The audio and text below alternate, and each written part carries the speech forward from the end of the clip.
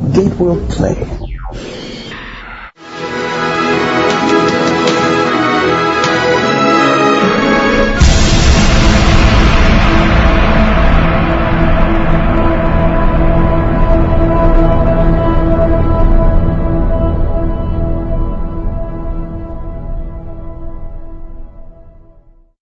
I watch because I like to see what I looked like when I was younger.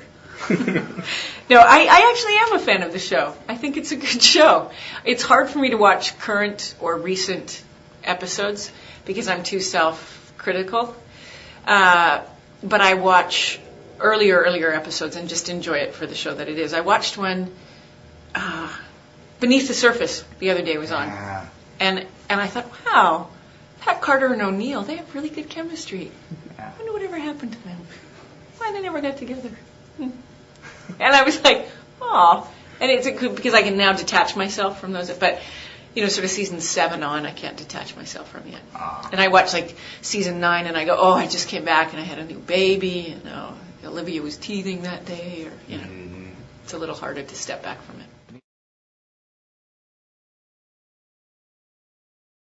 I have a lot of people who, when they meet me, burst into tears, and I'm not sure if that's a good thing or a bad thing.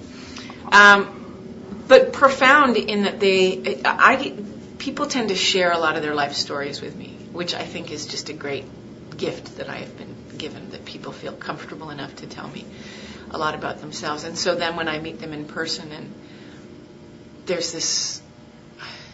It's just very poignant because it's a letter you've read, and then I wrote you that letter about my mom who was going through this hard time, and it's like and it's you, and I cry a lot when I meet fans. Cute story in Australia or in New Zealand rather, where I got serenaded by some teenage boys, and that was the first time that I thought that Sam might actually be kind of sexy or cute, because up until then it had been When was this? Quite a few years ago. I was younger. Terrell and myself and Dawn were there, and it was probably about 6 years ago. Yeah, pre-Olivia, You're just strolling down the street? No, it was at a convention, and they came in and they serenaded me with a George Michael song, and it was really, wouldn't it be nice if I could touch your body? Not everybody. And I was like, really? Wow. One young man came up to me in England, and he was probably about 13 or 14 years old, and he burst into tears, and he got a gift for me. It was an Egyptian hieroglyph, but shaped like Imhotep or one of the, and he was so, he just started bawling, and he was so sweet, and he got me this gift, and he thought about it really hard about what to get me, and it was just amazing. I meet a lot of mothers and daughters, and that's really cool. And I meet fathers and daughters, which is cool. But when parents come with their kids, that's the coolest.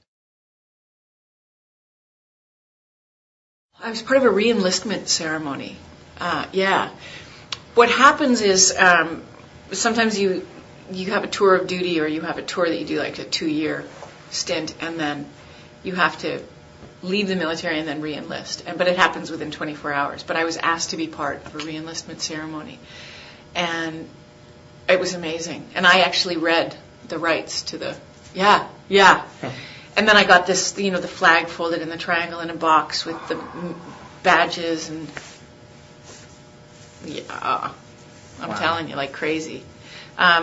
Going to the Middle East right after 9/11 and meeting with on the Army and Air Force bases, and meeting with the military personnel who were there. This was late December, so really close to 9/11. And they had just suddenly, mass maneuver of the military to get over there, and it was unbelievable. Mothers, especially the women who had left their families with no time, Okay, redeployed, we're setting up the base in Qatar, off you go. And meeting these people. And I swear to you, what astounded me about that experience was that it was the guy who was on KP duty picking up the garbage around the base, or the guys who were flying the F-16s over Afghanistan. They all had the exact same commitment to their cause. Exact same sense of pride, exact same commitment, exact same, I don't want to say fervor, but passion for what they were doing. And I was blown away. It was it was astounding. And I got given a friendship bracelet, which I wore on the show until it literally fell apart in the shower. So I wore it for 2 or 3 years. I didn't take it off after that until it literally fell off my wrist. That was just, you can't even fathom that kind of experience. You walk into the space and it's just a handshake. It wasn't a step back. I mean, we sat and we shook hands. We had dinner and we talking to these women who were in charge of tactics and setting up the missions and making sure that everyone had what they needed. It was just like, whoa, it was amazing. It was astounding. I could say every adjective under the book but it was life altering. It really was. I think I can say this for my fans for the small events that I do, like the Gabbitt event, where the social network aspect of fandom is something that I've come to totally appreciate. So sometimes it feels like, for me, especially with the Gabbitt events, it's not about necessarily coming to see me, which is a sort of nice little sidebar, but it's about getting together and talking about your favorite show and talking about the characters or the language or the costumes or whatever your bent is on the show, and just getting together with like-minded people who have the same passion and the same joy and the same love for something. And the actors are kind of a happy extra, but it seems to me that the conventions themselves are more about the fans getting together with each other.